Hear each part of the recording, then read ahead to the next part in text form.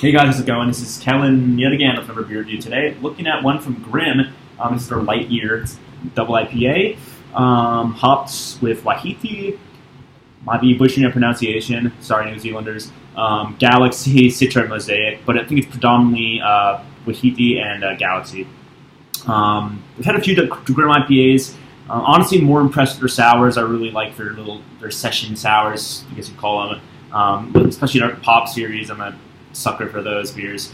But, I still enjoy their IPAs. I think a few years ago, they were, not a few years ago, even like this last 2 years, they got really, really popular, and then a lot of people have been complaining about their quality diminishing since then, and honestly, I can't really speak for that. I haven't had too many of their IPAs at a regular level, or regularly speaking, but I haven't been extremely impressed with their IPAs, but I still really enjoy them. They're definitely top tier IPAs and worth getting your hands on. I actually got a 4-pack of these guys in upstate New York by Saratoga, right in Saratoga actually, for $16, which is ridiculous. Every time I go to stores around here, I'm on the South Shore of Long Island.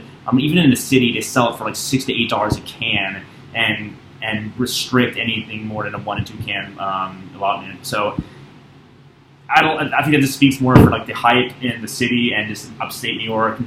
There's not too many people, demographically speaking, that buy beer or craft beer, that is. So yeah, they're fine, parting ways for $60. And I swear, I don't know how they're making profit off that. I wonder, they must get a good amount of distribution in. I'm not even sure what they do at retail or how they designate those prices, since they don't have their own brew space. I'm not sure how that works or who makes those decisions. But yeah, pretty cool. I'm not complaining. $16 4-pack. Just under a month old here. 10:30. Today's the 26th of November. And yeah, let's get into it. They always have to roll the can thing. I kind of think that's funny. Especially since the only ones that IPAs have had from them were completely clear. That being said, it was in these recent batches in this past year. So apparently they've been doing a lot of different conditioning processes with their beer, make it a little clearer. So yeah, we'll see how this one is.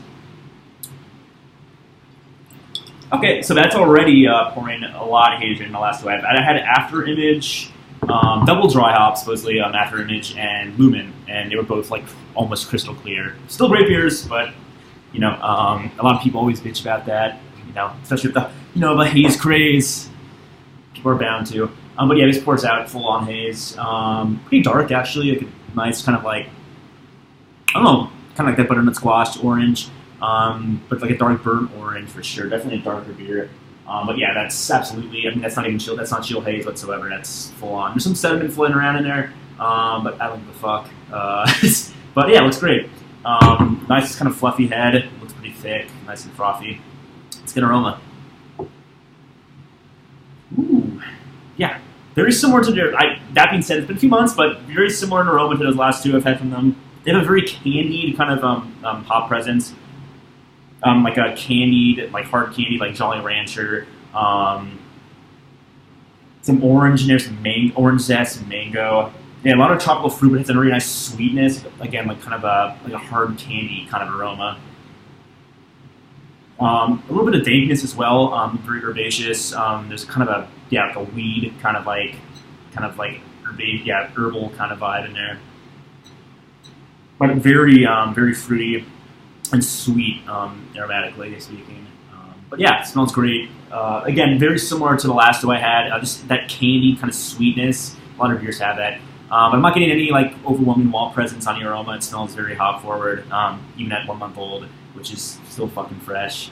I think people always kind of, it's brewery to brewery, but most beers in a can, IPAs can hold up for more than a month, and it won't dramatically be a different beer by that time. But again, that's very dependent on the brewery. But yeah, it smells great. Let's get into it.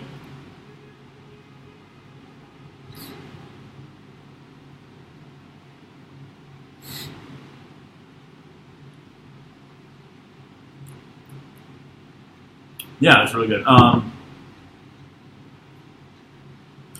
good amount of bitterness.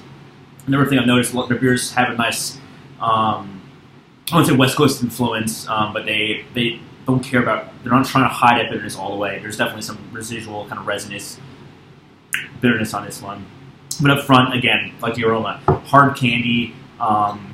Just kind of like, again, just like an assortment of types of like sour candies, just like the fruity aspect of that, the ester of those candies. Not the necessarily tartness whatsoever, but again, just that fruity kind of artificial candy flavor. And that bitterness lingers quite a bit.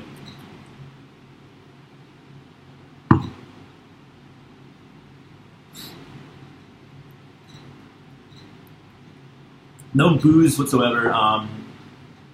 Maybe a little malt presence. It's kind of hard to distinguish it from the hops, which is kind of clever brewing. There's a clever outcome in terms of just the combination, in my opinion. Because even if there's a lot of hop, even if the hops fade a lot, but if there's enough of them, and the malt contributes like the aspects it should be contributing, when it becomes a little more malty, it still carries a very fruit-forward flavor.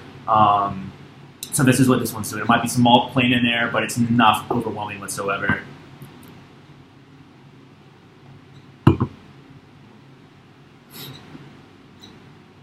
Nice, kind of smooth, medium body, nothing too big, nothing too fluffy.